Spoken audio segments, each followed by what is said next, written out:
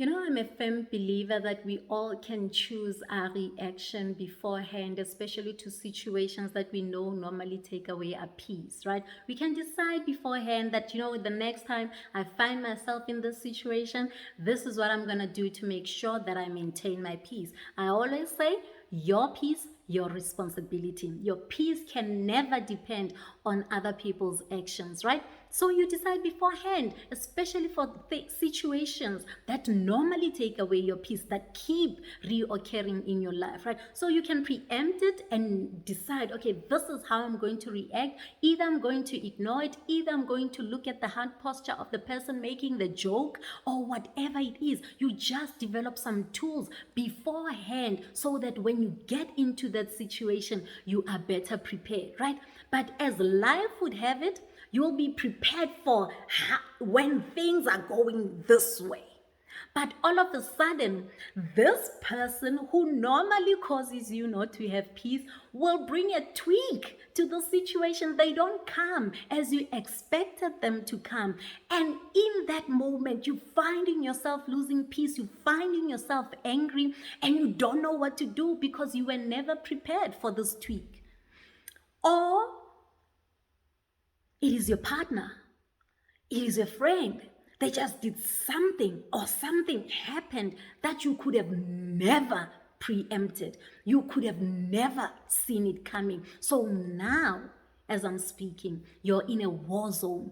You don't know how to get yourself out of this dark hole that this situation has brought you into, right?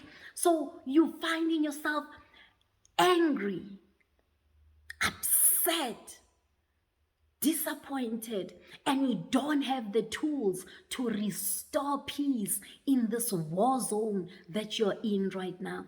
That's exactly what I want to talk to you about today.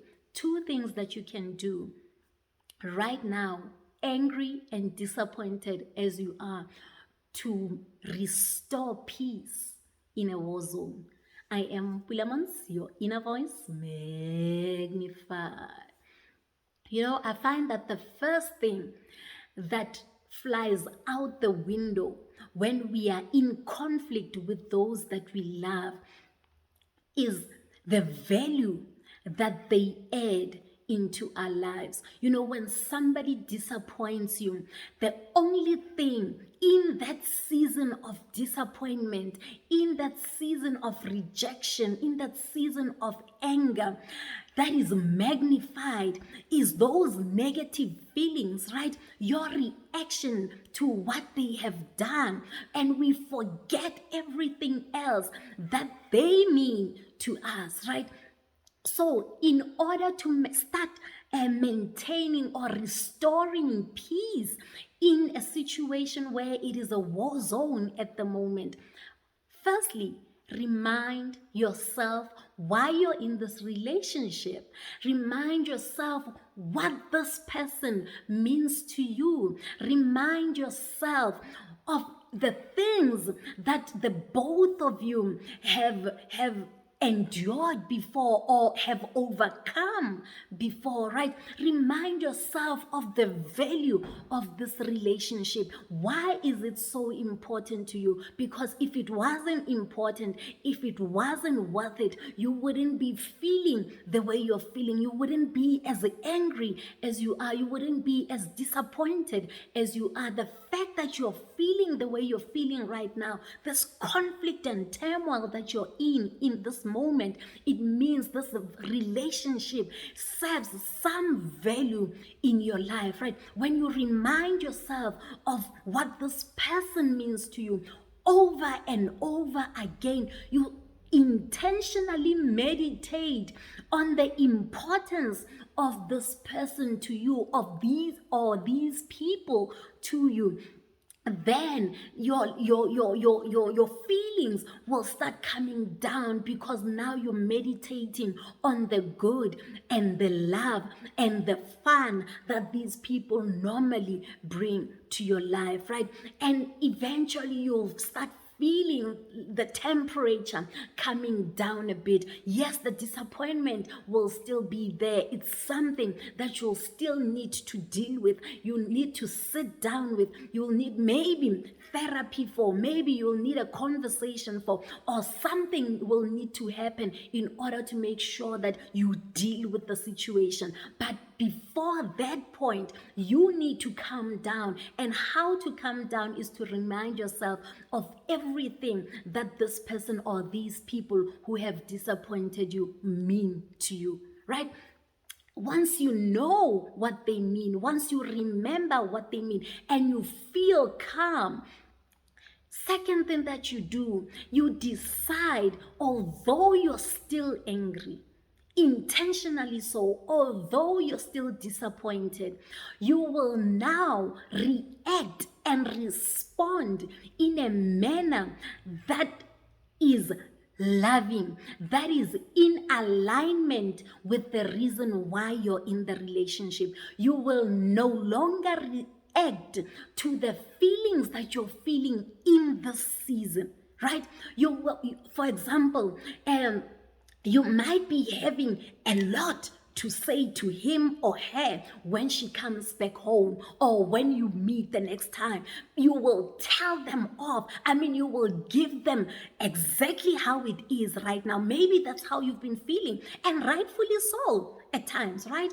But now that you are remembering what this person means to you, and you know that you want the relationship to still continue beyond this disappointment, you intentionally decide to start acting from a point of love, where before you go have a conversation with this person, before you try to deal with the situation, you sit yourself down and start analyzing the situation. Start looking at the heart posture of this person. You know the person that you're in a relationship with, a friendship, whatever kind of relationship that you're in, with this person that you're in conflict with. You know them. When you guys are happy, you know their heart posture for you. You know if they are kind towards you, if they want the best for you. You know it, right? Remind yourself of their heart posture and start responding or planning your responses along the lines of, what if this person didn't mean it like this, but because I was having my own issues, I received it in that manner. When you have calmed down, those are the kind of conversations that you start having with yourself. You make sure that indeed your reaction and the magnitude of the reaction was relevant for what transpired, right? Because sometimes people will say things to us when we ourselves are not in the right heart posture, and we overreact. But when you start coming down and you look really at the situation objectively, then you start asking yourself, was I in the right posture? And if you find that yes, you were correct to act the way you reacted, but still you decide, okay, how am I going to handle this in a way that will make sure that I'm not going there to break that person as much as they broke me. You want to maintain an atmosphere of love, although still dealing with the issue at hand, not attacking the person, personally, but really attacking the issue at hand, right? So it is important once you start reminding yourself of the relationship and what it means to you, and you react and respond to the motive why you're in the relationship, not to the hurt and disappointment, then you'll find that peace will eventually start being restored to a point where now you can have a civil conversation with this person to really deal with the issue at hand, right? So never allow situations to cloud your mind, rather, of the good that the relationship has always had in your life. So guys, This is my YouTube channel. Please subscribe and please comment. I would like to hear from you. Do you agree with me? Do you disagree with me? Or what is it that you normally do in order to make sure that you restore peace in your home, in situations, or in your relationships, in situations that caught you off guard, right? Please comment and please like the video and share it if it has been inspirational to you. And guys, don't forget to click the notification bell so that you know every time I upload a new video. Please subscribe. Okay. Thank you so much. If you have already subscribed now, please get your friends, get your family to subscribe as well. I really appreciate it. I am Pulaa Montz, your inner peace and purpose coach.